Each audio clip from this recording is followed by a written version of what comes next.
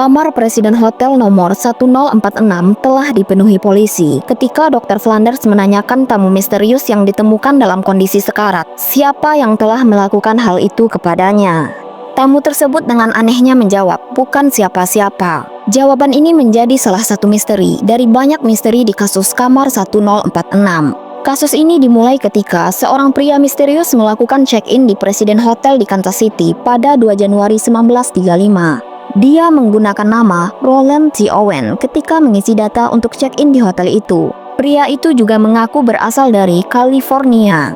Dia berpakaian rapi dan hanya membawa sedikit barang, yaitu sikat, sisir, dan pasta gigi yang dibawanya di saku mantelnya. Ia juga memiliki bekas luka khas di pelipisnya. Setelah proses check-in selesai, pelayan hotel Randolph Probst mengantarnya ke kamar 1046, menyerahkan kuncinya, dan keduanya kembali ke lobi hotel. Tak lama kemudian, Roland memutuskan untuk keluar dari hotel. Sore itu, petugas kebersihan Mary Soptic memasuki kamar 1046 dan menemukan Roland menutup tirai jendela kamarnya. Sebelum Mary keluar setelah selesai membersihkan kamarnya, Roland memintanya untuk tidak mengunci pintu kamarnya. Katanya, ia sedang menunggu teman-temannya untuk datang ke kamarnya. Ketika Mary kembali ke kamar 1046 pada pukul 16.00 untuk mengganti handuk, ruangan tersebut dalam keadaan gelap dan Roland sedang berbaring dengan pakaian lengkap di tempat tidurnya. Mary juga melihat ada catatan di meja samping tempat tidur bertuliskan, "Don, aku akan kembali dalam 15 menit, tunggu." Keesokan paginya, sekitar pukul 10.30, Mary menemukan kalau pintu kamar 1046 dalam keadaan terkunci sehingga ia menggunakan kunci pegawai untuk masuk. Ketika masuk, dia melihat Roland duduk dalam gelap sedang menelpon seseorang dan berkata, "Tidak Don, aku tidak mau makan, aku baru saja sarapan." Pada pukul 16.00, Mary kembali membawa handuk bersih dan mendengar suara dua pria sedang berbicara di dalam kamar 1046. Ia pun mengetuk dan meminta izin untuk masuk dan memberikan handuk bersih. Namun ada pria asing dari dalam berkata, "Kami tidak butuh apa-apa." Mendengarnya, Mary kemudian pergi meskipun ia tahu kalau tidak ada handuk bersih di dalam kamar itu. Malam itu, seorang wanita bernama Jane Owen menginap di kamar 1048 karena merasa sakit. Pacarnya mengunjunginya mulai pukul 21.20 selama beberapa jam. Saat penyelidikan kasus kamar 1046 dilakukan, Jane memberitahu polisi bahwa sekitar waktu itu, ia mendengar suara obrolan keras di lantai 10 yang kemungkinan berasal dari kamar 1046. Ia juga sempat ditahan sampai pacarnya mengonfirmasi pernyataannya. Testimoni ini didukung oleh operator lift Charles Blocher yang bekerja sampai pukul 01.30 dan mengingat ada suara bising di lantai 10 malam itu. Sekitar pukul 23.00 tanggal 3 Januari, penduduk setempat bernama Robert Lane sedang mengemudi dekat Lydia Avenue ketika seorang pria menghentikannya, mengira mobil Lane adalah taksi. Pria itu hanya mengenakan kaos dalam, celana panjang, dan sepatu, serta memiliki luka goresan dalam di lengannya dan meminta tumpangan ke tempat taksi. Lane menurunkannya di persimpangan 12th Street and Trust Avenue, di mana pria itu menemukan taksi. Di kemudian hari, ketika surat kabar meminta publik membantu mengidentifikasi jenazah Roland, Lane mengenali luka goresan di lengan yang sama. Ia memberitahu polisi bahwa pria yang ditolongnya kemungkinan adalah Roland, tetapi staf hotel mengatakan tidak ada yang melihat Roland meninggalkan hotel malam itu. Pagi hari tanggal 4 Januari sekitar pukul 07.00, operator telepon Della Ferguson bersiap melakukan panggilan pagi ke kamar 1046, tetapi melihat telepon di kamar tersebut tidak ditutup sehingga dia tidak dapat menelponnya. Pelayan hotel, Randolph, mencoba masuk ke kamar itu, tetapi pintunya terkunci dan ada tanda "jangan ganggu" tergantung di kenop pintu. Setelah mengetuk, sebuah suara menyuruhnya masuk, tetapi ia tetap tidak bisa masuk karena pintunya masih terkunci. Suara itu kemudian menyuruhnya menyalakan lampu, tetapi pintunya masih saja terkunci. Randolph akhirnya pergi dan melaporkan kepada Ferguson bahwa tamu itu mungkin mabuk. Pada pukul 08.30, melihat telepon kamar 1046 masih tidak ditutup, pelayan hotel Harold Pike menggunakan kunci pegawai untuk masuk dan menemukan Roland dalam keadaan tanpa busana di tempat tidur. Dia melihat noda-noda gelap pada spray yang tidak bisa dia pastikan noda apa karena kamar dalam kondisi gelap waktu itu. Tetapi alih-alih menyalakan lampu kamar, Pike hanya mengembalikan gagang telepon ke tempatnya dan pergi. Masih berasumsi Roland hanya mabuk. Tidak lama setelah pukul 10.30, Randolph dikirim lagi ke kamar 1046. Kamar itu masih terkunci dengan tanda "jangan ganggu". Ia masuk, menemukan Roland dalam posisi merangkak, bertopang dengan siku dan lututnya setengah meter dari pintu. Kepalanya berdarah. Leher, pergelangan tangan, dan pergelangan kakinya terikat dengan tali.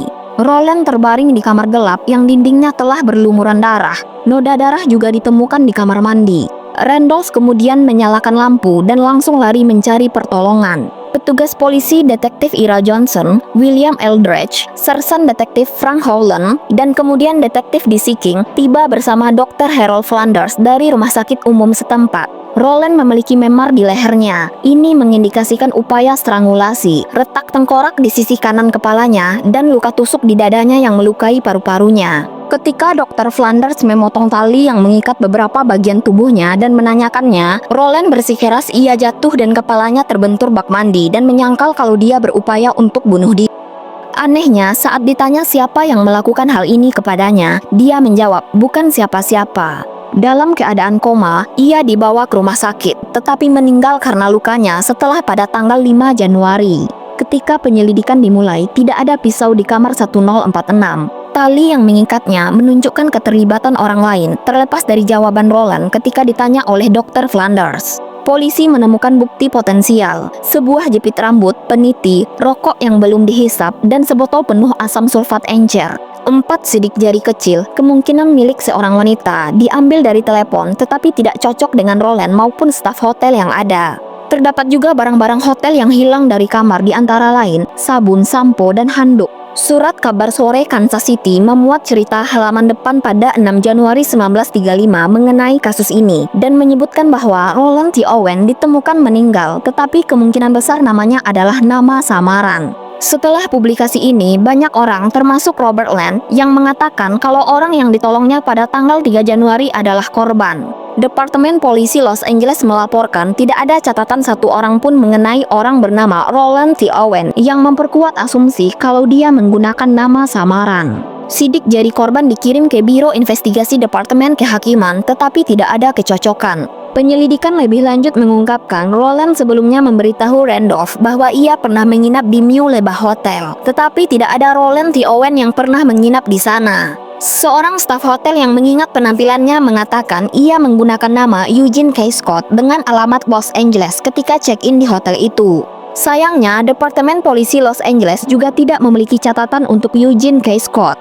Pada 2 November 1936, 20 bulan setelah ia pertama kali check-in di Presiden Hotel, Surat Kabar Nasional mengumumkan bahwa Roland T. Owen sebenarnya adalah Artemus Ogletree yang berusia 19 tahun. Ibunya, Ruby Ogletree dari Alabama, mengenali bekas luka di kulit kepalanya dan mengaku ia pergi dari rumah pada 1934 di usia 17 tahun untuk ke California, dan ia sesekali menulis surat kepadanya. Tetapi anehnya, Ruby menerima beberapa surat dari anaknya pada Mei 1935 yang mengklaim Artemus sedang menuju Eropa dengan kapal yang berangkat dari New York. Padahal Artemus telah meninggal 4 bulan sebelum itu. Penyidik tidak menemukan catatan pelayaran atau konsuler tentang perjalanannya. Pada tahun 1937, polisi New York menangkap Joseph Martin atas kasus pembunuhan yang tidak terkait dengan kasus Artemus. Menariknya, saat mencari nama samarannya, polisi menemukan nama Donald Kelso, nama yang kemungkinan dimaksud oleh Artemus ketika dia berbicara dengan orang bernama Don. Departemen Polisi Kansas City kemudian mencocokkan tulisan tangan Martin dengan surat-surat yang dikirim ke Ruby Ogletree dan hasilnya positif. Tetapi kecurigaan ini tidak berakhir dengan tuntutan dalam kasus kamar 1046 karena kurangnya alat bukti. Kepolisian terus meninjau kasus ini secara sporadis hingga tahun 1950-an, tetapi tidak berhasil mendapatkan bukti baru. Sementara itu, jenazah Artemus tetap tidak diambil sampai seorang donatur anonim membiayai pemakamannya pada Maret 1935. Donatur tersebut meninggalkan catatan tulisan tangan berbunyi, "Cinta selamanya, Louis." Ia dimakamkan dengan nama Roland T. Owen di Memorial Park Cemetery di Kansas City, Kansas. Sayangnya, hampir 100 tahun setelah kematiannya, dalang dibalik pembunuhan Artemus Ogletree tetap tidak diketahui.